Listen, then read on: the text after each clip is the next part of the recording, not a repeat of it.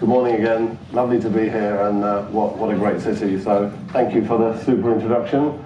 I'm only here for today, but after this session, if there's any questions or anything that comes up that anybody would like to discuss further, I had some really great conversations yesterday throughout the afternoon and the evening with a few of you.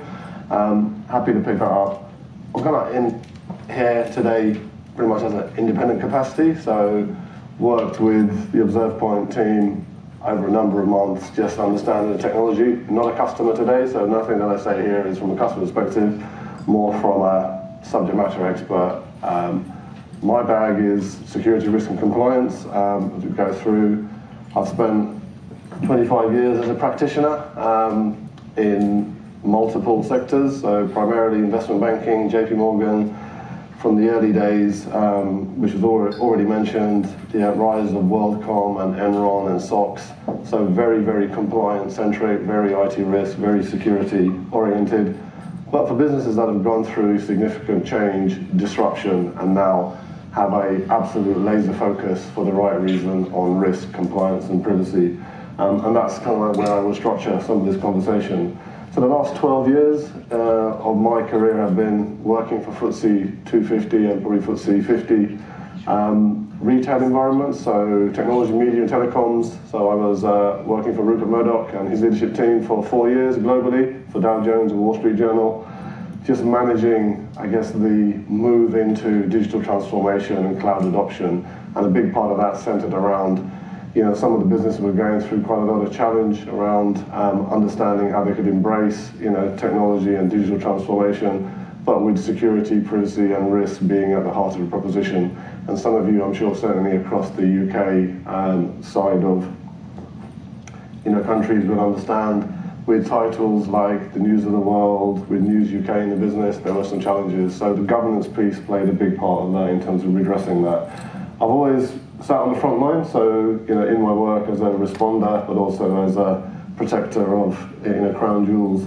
And then the last maybe 10 years as well, I've built up a lot of community presence. I do a lot of advisory work, so I'm a NED for a number of large technology organizations, including Akamai and Amazon. And the hardest part of my job, of my existence, is the last part, right? I'm dad of 2 princesses, so they are absolutely at the heart of everything that I do, and this is what this is all about. If there's any questions as I go through some of the content here, please just shout out, raise a hand, whatever is easier. I think it's always interesting when we come to a place. I've never been to Lisbon before. I've been to Portugal, many times. I think maybe just spend 30 seconds just understanding, what a beautiful location it is, and some of those pictures were absolutely amazing. But if you think about it, and the context of what we're here, what we're talking about, and my lens being certainly around risk and privacy and compliance, a city that is absolutely, at the heart of, spying, a lot of kind of mystery in terms of from World War II. Ian Fleming, I didn't know this, right?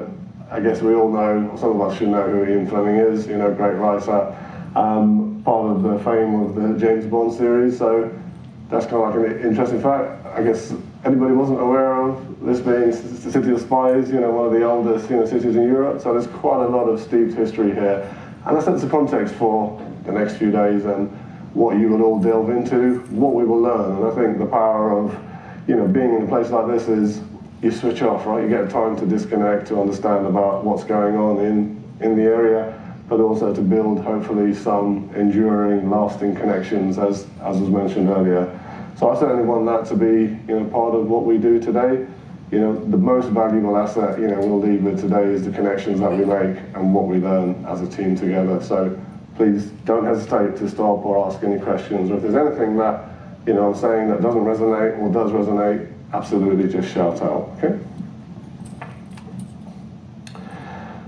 So, in the work that I look after, the work that I do certainly across security, risk and compliance, I spend maybe 80% of my time working with boards, with audit co's, with executives, with investors and analysts. And in businesses that are generally, if I look at Trainline, where I was just last 4 years nearly, that's a high growth, high frequency, low latency business, right? It's business has gone from a VC-backed, largest IPO in 2020, to today being the biggest platform business in the UK and continental Europe. In fact, probably internationally recognized as a single point of transaction and sale for anybody who wants to buy a train ticket, rail, or coach. Now, a big part of that journey for them was building that confidence, that trust, that assurance into everything they do. And the conversation, certainly from a security and risk compliance perspective, was always centered around how do we build something that is enduring? How do we take something that is consistent in a customer, content, engagement experience, but also make it as frictionless as we can? So, you know, when companies go about their business, you know, and you'll all have, you know, different perspectives on this, you'll have different insight, your teams will be working across different functional teams. But for me, it's simply about transparency being absolutely, you know, at the heart of everything that we do in terms of building the trust, but also maintaining that user trust, right? And then when organizations are building and, you know, collecting data, which we do more and more, probably more than we've ever done, and that's only going to go in one direction.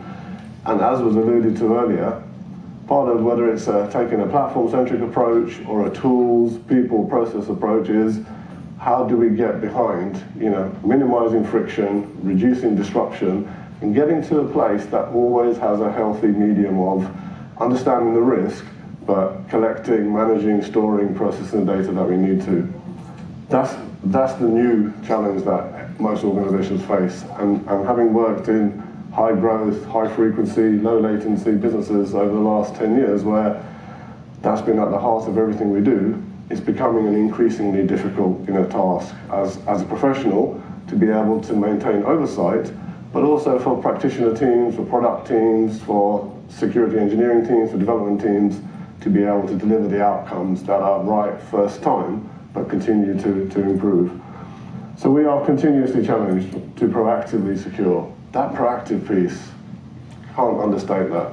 It's not just the one and done. We set up a new website, new customer experience, new B2C engagement, and it is brilliant in our first time implementation. It's never a one and done experience. It's always a continuous monitoring, and that becomes the theme, you know, for all of us. So again, whether it's about understanding how we can operationalize that, how we can optimize it, how we can introduce efficiency, that remains a core consideration. But also the collection of that data. I've spent more time than I probably wanted to in the last 8 years working for businesses where we've had a lot of interaction with regulatory and supervisory authorities. So in the UK, ICO, which most of you will know, across France, you know, Camille, we've just recently, certainly in my current business and in previous business, pushed out to Germany and Italy. And the regulatory authorities there, the contact that we have, whilst welcome, whilst always from a position of having open and clear lines of communication, and I can't stress that enough, in whether it's you and your teams or the teams that you have to back off to and face off to from a risk, from a compliance, from a privacy perspective, always encourage those open and clear lines of communication. Because I think the lesson that I've learned, and I know a lot of my peers will attest this, is you don't want the first time your supervisory authority contacts you is when they're telling you you've got an issue with your website or the data collection, management or contention issue. You want that to be a preemptive and proactive communication. So absolutely, 100%. None of this is really about, you know, telling you anything differently. It's about how we manage relationships, how we influence and build, you know, great outcomes. But yeah, really, really important. But it is, you know, I think the data protection is becoming a growing concern. It's becoming a growing concern because the regulatory landscape is going to become more and more complex, and we'll cover that in a minute. But also, we're doing more and we're collecting more data. There's no question. I think this morning I was on a WhatsApp group with some peers, and there were a couple of charts floating about, and I think that the most recent one was Meta, recent fine from GDPR compliance in the last 2 years, non-compliance, just under $2 billion US. Now, contextually, for Meta, that's not a lot of money based on revenues and reach. But if you put that into actually as small to medium businesses, as a percentage of operating revenue, it becomes material. It becomes consequential. The impact isn't just offset by you can write a check, pay the fine off. It's the reputation and the brand impact that becomes absolutely difficult to be able to respond to. Any questions at this stage, anything? Any feedback points? Any of this resonate? Yeah? Yeah, so cookie governance, right, importance, I'm not here to tell you the importance of this, right, you'll know. So the minimization of the data collected to ensure that we're only using the data for the purposes intended. We continue to see a rise of data breaches, so we just talked about that in terms of fines being issued. We certainly at Trainline, whilst we didn't have a data breach or a loss of confidentiality in any shape, way or form, but we had a number of observations that meant we had to openly, transparently engage with supervisory authorities to make them aware of some deficiencies. But on the flip side, we also had, as we pushed into European markets and adopted more and more localization, a number of challenges and observations around where and how we were collecting data, how we were performing password hygiene on websites. The regime is probably becoming more and more strict, actually stricter than it's ever been. I think that's only a good thing from a customer, from a privacy, from an assurance perspective. But it also means you have to have your eyes on all the time, right? There's no, to the point earlier, you set up a new website, you run your scans, you walk away. Yeah? That mindset doesn't exist, and we'll cover the piece for, I'm a big proponent, and a supporter of, continuous monitoring, continuous threat detection, continuous management. We have to deploy that. That has to be agile. That has to be efficiently baked into everything that we do, right? Not just, one-time engagement. And adopt the strategies, that allow you to self-serve, to be able to become more empowered to do that efficiently. The last 2 points for me are probably, the key ones on this slide. For most FTSE 250 boards, data privacy and cyber remains the top 3 risks, no question whatsoever. So underpinning that, when I spend my time, say 80% of it in boards, in execs, in investor meetings, those are the 2 things that are absolutely top of mind. Yeah? And for an hour's meeting, maybe 15, 20 minutes of actually talking through what the challenges, what the issues, what the observations are on the landscape from the business, from the customer, from the growth perspective, from the impact of revenue and brand. And a dedicated privacy specialist. So I had, and certainly have in my current role, a growing team of data privacy specialists and compliance specialists to lean into what is going to become more and more of an issue. Not just because of the amount of data that we store, manage, process, and the growth aspirations of the company. All of those are a given, right? That's why we're here, why we do what we do. But the regulatory landscape, that's going to become far more fierce than I think we've ever seen. And we're all going to have to spend a lot more time on this, which is generally a bit of a gnarly, prickly subject, which you leave to the mercy of people who generally sit in dark rooms and deal with threat modeling and data detection.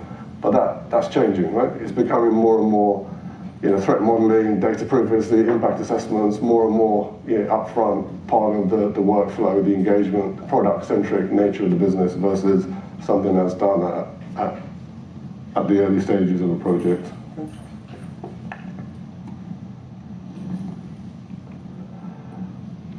So I think to just add a couple of points on this, and when we were talking about putting some of this content together, I always looked at it from the lens of, I don't do the heavy lifting here. I don't sit with the teams on a day-to-day basis and curate what they do, how they manage, how they prescribe.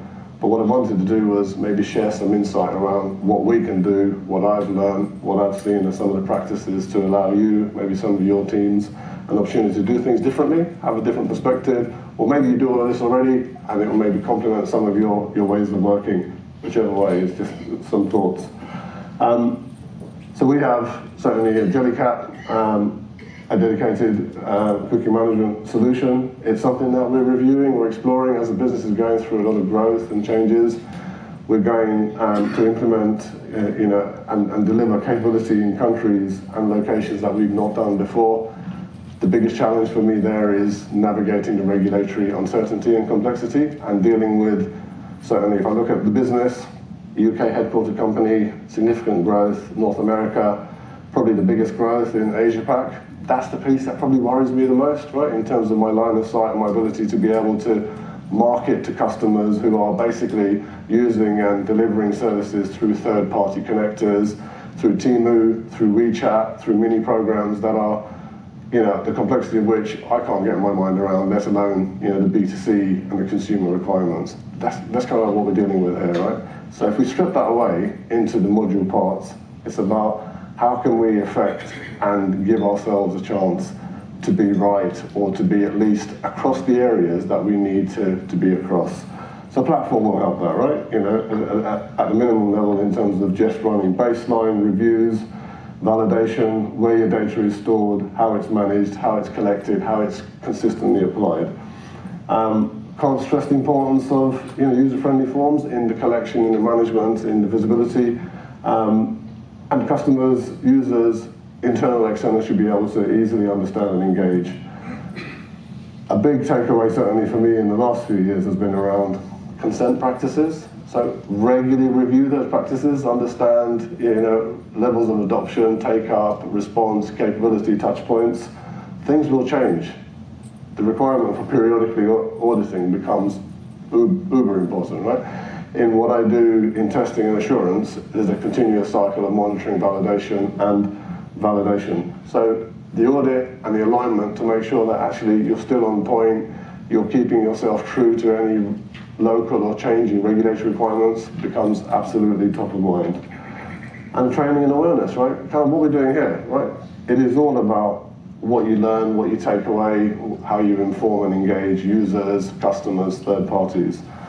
A big part of our armory, a big part of our tooling, our education is working together, working collectively, understanding that what we learn, what we take away, how we educate our users to be able to understand through awareness programs, through touch points, is really, really important. Yeah? So we covered a little bit of this, but I think because we are certainly talking UK, EU focus, big area of growth, consideration, GDPR, so I'm sure all of you, where it's relevant and the touch point, will be aware of GDPR and a requirement to be compliant or continuous compliance.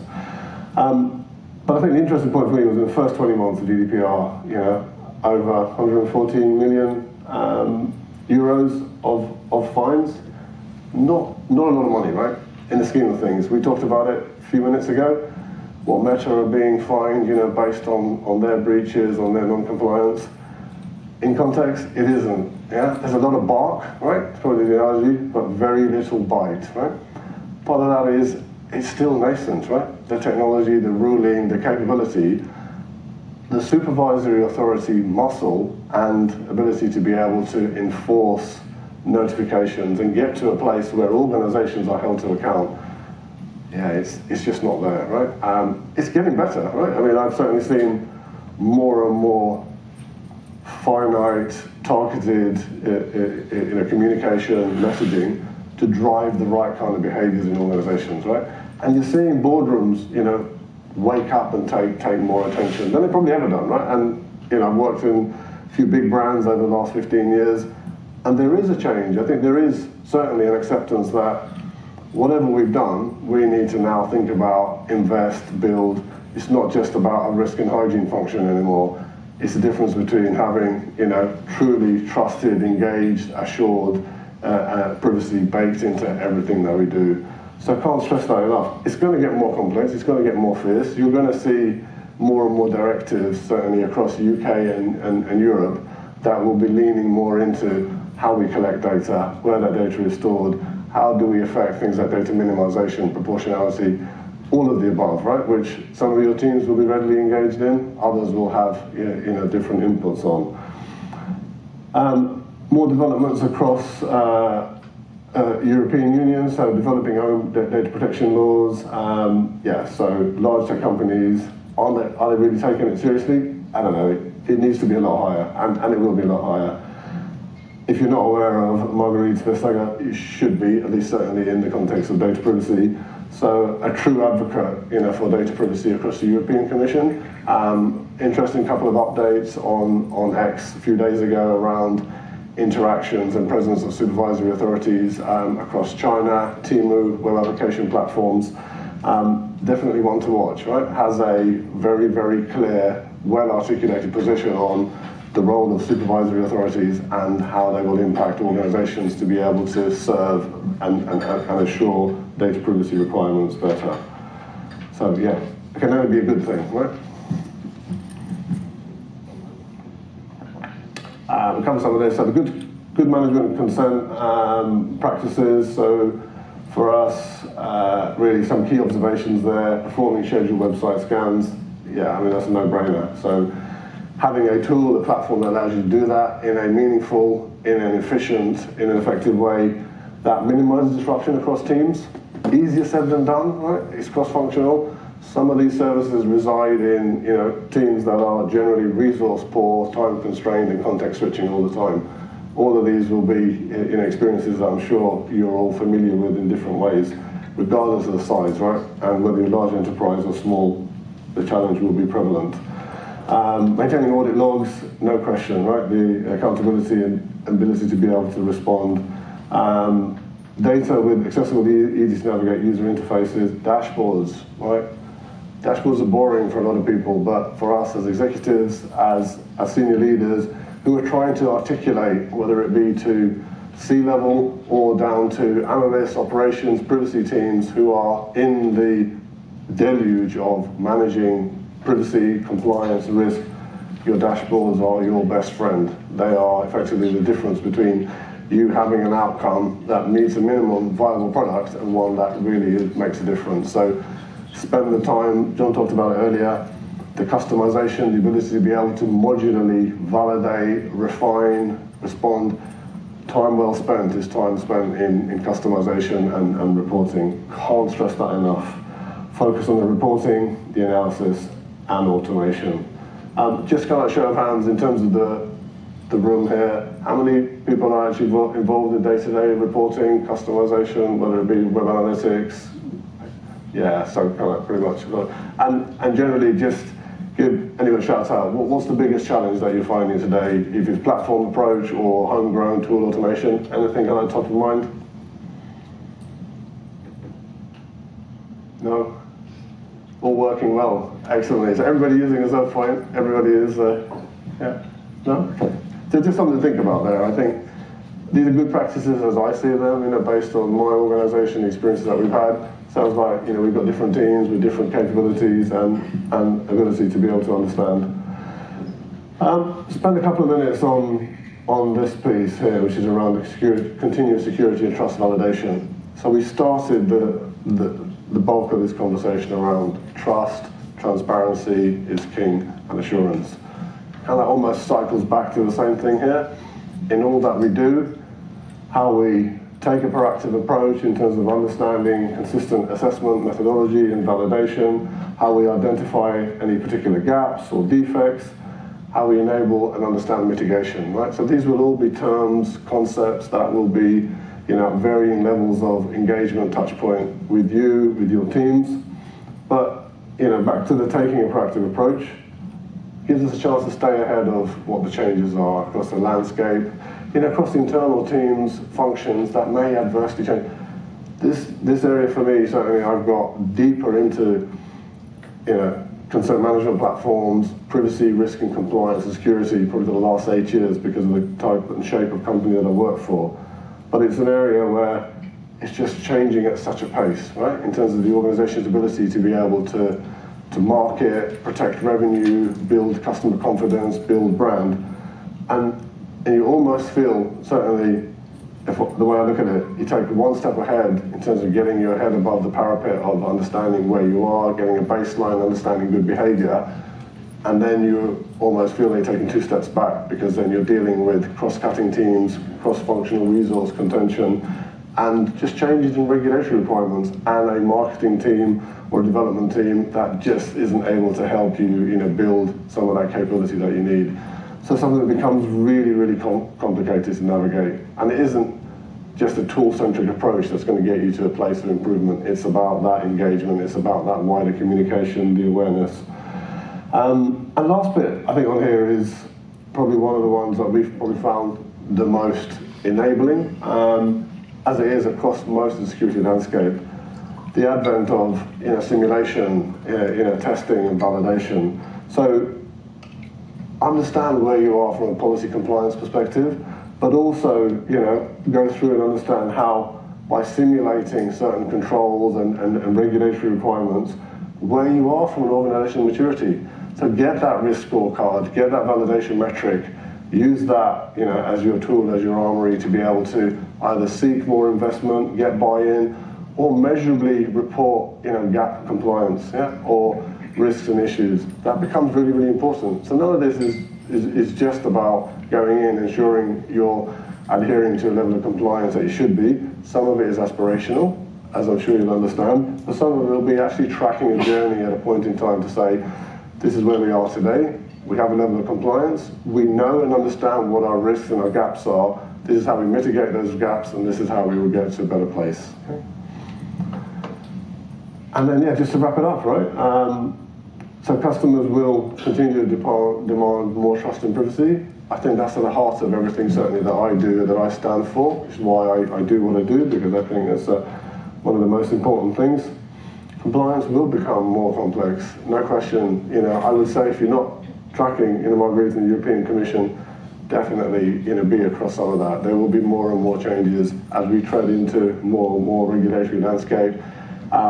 DORA, NIS2 directives, there will be more and more leaning into more complexity, no question whatsoever. And organizations will want to invest more in this, right? That's only going to go in one direction, but their ability to be able to provide that return on investment will become even more important. So whether it be a tooling or a platform or organizational context, think about that. And then adopting a lean tool-based approach, right? So that is about saying, getting the appropriate balance of, you've got tools, you've got cross-functional teams, you've got agile outcomes, how do you get the best of both worlds, And that's about stepping back, understanding the bigger picture, having strategy, having capability, putting the right governance, controls, and processes in place. And then, back to, I think, one of the points that we started on this morning, take a collaborative approach, right? So none of this you'll do alone. None of this will be done in isolation. If it does, you're probably having the wrong conversation with the wrong people. The buy-in will wane. It has to be done as a team effort. It has to be done, as a joint-up initiative in every respect, right? Because it's so cross-cutting in nature, so impactful, and you're never going to get across it if you try to do it in isolation. Okay. So I'll stop there. I don't know if there's any questions. Yeah, quick question. How do you see the CMP platforms evolve in the next years? Because from users' perspective, it's just a nuisance. Yeah. Nobody looks at it, and over 99% of users just click OK or cancel, whatever. And they don't even dive into the detail of the cookies that are stated there. So, at least from my standpoint, the system is completely broken. From what I know from legislation, it doesn't state. Oh, sorry.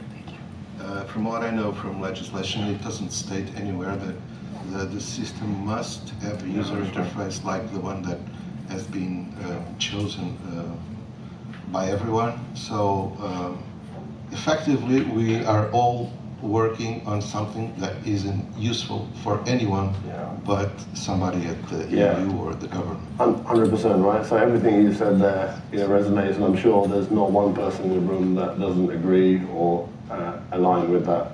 I think the legislation has to change. I think the legislation has to change from a perspective of making more of it mandatory in terms of how we engage, how we report, how we manage the data. But I think from a platform perspective, to your first point, the platforms are almost playing catch up, right? So they're at a point where part of what we were trying to do as a genesis of this was a tick box exercise to say you offer a function, a capability to be able to store, manage, and process consent, right? That was almost the first task. The next iteration of that is you try to make that a bit more frictionless, and engaging for the consumer. That's at varying levels of maturity, depending on the organization, and how deep the pockets are for companies. So I think we're going to see a metamorphosis. I think you're going to see a much more tool, customer-led, experience on this. Because, again, based on the organizations that I've worked for, it has to go that way. But that will take time. It will take time the legislation will become much more punitive, it'll be much more challenging. So how do you get to a place where you have a much more engaging, smooth experience for the customer, but also get to a place where you're still meeting legal requirements? There's a lot of work to be done. Okay, thank you. I have some ideas though. Yeah, good. No, happy to pick up some of the conversation. Yeah, hi, Mun. Interested in your opinion of who kind of sets kind of the gold standard in this space. Who does it really well? So it's a good question, right? And I certainly take a platform agnostic view as much as I can. I'm not here necessarily to plug or anything, but the experience that I've had, where I think we've worked on vendor solutions that work well for us as a business. So OneTrust, do a really, really good job in this area. Again, been a OneTrust customer for maybe 10, 12 years. Archer, RSA, similar experience there, across their growing wider GRC perspective. Asano as well, one area where we've had a little bit of dabbling during recent RFP.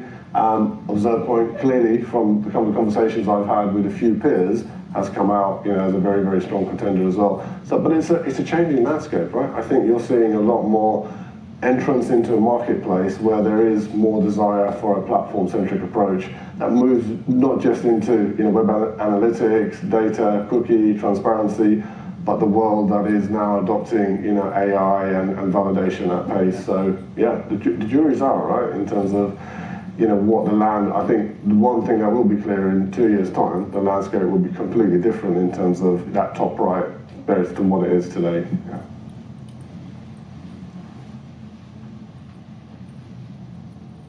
Thanks, Mun. That's really useful, really good validation, really good kind of takeouts that we can apply on our approach. You just mentioned there the landscape's going to change, and you've got it up there as well. So selfishly, from a UK perspective, you referred to it in a previous slide, Brexit. Yeah. What do you think's going to happen with the UK? At the moment, we're obviously following GDPR. Yeah. It's going to change. I've heard a lot about it, but nothing concrete has come out. Yeah, I think we're waiting, right? So we're in a bit of a holding pattern with the legislation and the regulation requirements as it relates to the UK. It will be, and has to be for the right reasons, continuation to conform and comply with GDPR, because it's robust, it's well understood, it's going through understanding and review and validation. I can't answer that because I don't know. There is no crystal ball that we have at the moment. But I think the one thing that is clear is, in the absence of there being any further direction or guidance, the requirement for us to maintain as strict compliance becomes even more, reason to be able to do this, right? So, whilst you're in that little bit of a hiatus, right, that validation suspend from going, European aligned to UK centric. The supervisory authorities are ramping up their capability. They will be in a position where I think they will be more and more active enforcements, right? Because you're in that period of limbo, for want of a better expression, right? Where it's not up for you can't do it. You absolutely have to do it, and you have to make sure that you're evidencing that you are doing it as well. Okay. Cool. Great. But happy to pick up any questions afterwards, be around for the morning. So thank you. Great. Thank you, Mun.